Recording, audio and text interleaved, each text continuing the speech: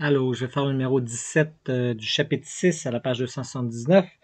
On nous dit, on a deux haut-parleurs, dans le fond, qui émettent le même signal sonore d'une fréquence de 500 Hz. On suppose que le signal émis par S1 est déphasé de pi par rapport à S2.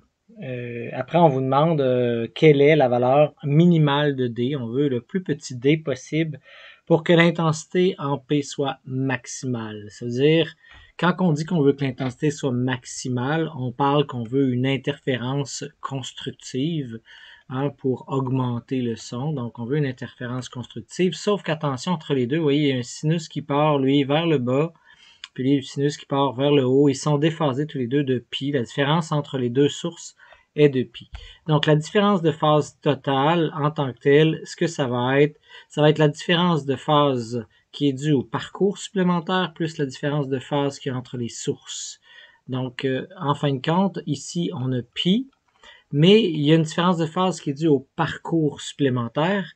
Donc, cette différence-là, c'est quoi? Ben, je vois que ici, je fais 4 mètres. De l'autre côté, ben, je fais une certaine distance. La distance que je fais ici, c'est racine de d carré plus 4 carré en bout de ligne, parce qu'on voit bien que ça fait un triangle rectangle. Donc, ici, la différence de marche entre les deux, c'est d carré plus 4 carré racine moins 4. Hein, ça va donner la différence qu'il y a entre les deux sinus en termes de distance. Mais là, c'est pas en termes d'angle.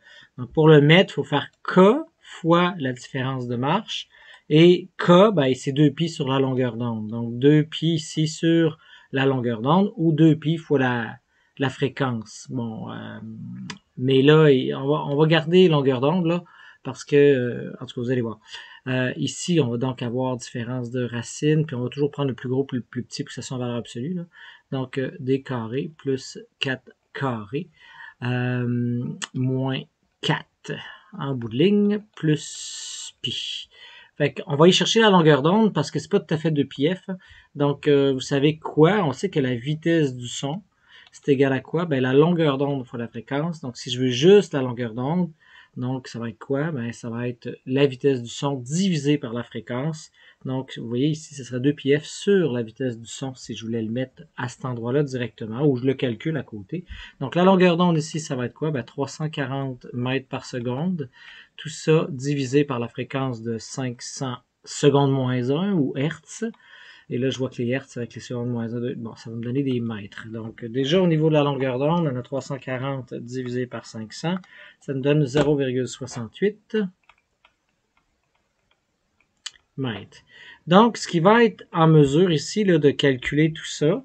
Donc, faisons un petit calcul, dans le fond, pour modifier un peu le tout. Donc, je vais faire 2pi divisé par 0,68.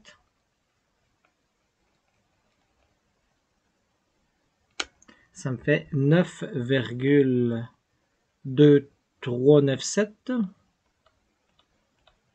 fois, en fin de compte, la racine ici de, je vois, j'ai d carré plus 16 moins 4, et ça, c'est plus pi. Je suis en train de me dire que j'aurais pas dû pitonner ça tout de suite. Vous allez comprendre pourquoi. En le voyant, je me dis, oh, j'aurais pu faire. Et là, vous allez voir qu'est-ce qui va se passer. Je vais laisser ça ici, 0,68, comme ça. Là, l'idée, c'est que je veux que ça soit constructif. Donc, il faut que la différence de phase totale, si je veux que ça soit constructif, ça soit un nombre de 2π. Donc, on fait m fois 2π. Et ça va me permettre de cette façon-là, que ça soit constructif, en incluant le fait que les deux phases soient inversées, donc déphasées, puis en incluant la différence de parcours. Et c'est là où est-ce qu'on va pouvoir faire un petit quelque chose. Je veux D le plus petit possible. Pour que D soit le plus petit possible, ben, je me rends compte qu'en bout de ligne, c'est directement proportionnel avec M. Il va falloir que M soit le plus petit possible.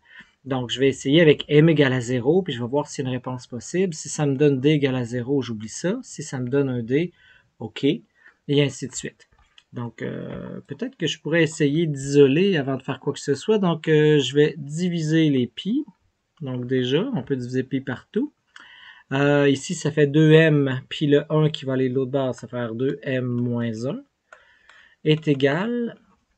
Et là, je sais pas si vous voyez, j'ai ici 0,68 pi 2. Donc, je vais mettre 0,68 divisé par 2.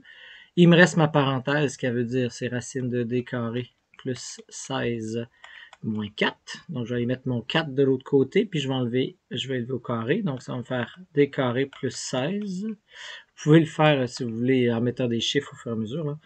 Donc, ça va faire 0,68 divisé par 2, 2m moins 1. Tout ça, vous voyez, ça va faire plus 4 et au carré pour enlever la racine. Donc, là, le 16 qui est ici, je vais aller faire moins 16. Et après, je vais aller faire racine carrée de tout ça. Bon, ça fait bizarre, mais c'est ce qu'on a. Bon, là, je vais regarder le D minimal. Ça va être le D où, dans le fond, le M va être le plus petit possible. Si je fais 0 à ça, voyons ce que ça me donne. Donc, ça fait 0,68 divisé par 2 plus 4. Ben, là, je me rends compte que c'est pas 0. Donc, on va voir ce que ça donne. Donc, si je fais 0,68 divisé par 2 plus 4, j'élève ça au carré et je fais moins 16. Donc, et je fais la racine carrée après. Ça me donne un D de 1,68 mètres. Donc, ça serait le plus petit D possible, c'est lorsque M égale à 0. Si vous voulez, vous pouvez toujours essayer avec un M égale à 1. Vous allez vous rendre compte que c'est un petit peu plus gros, et ainsi de suite. Donc, c'est ce qu'on a pour ce numéro-là.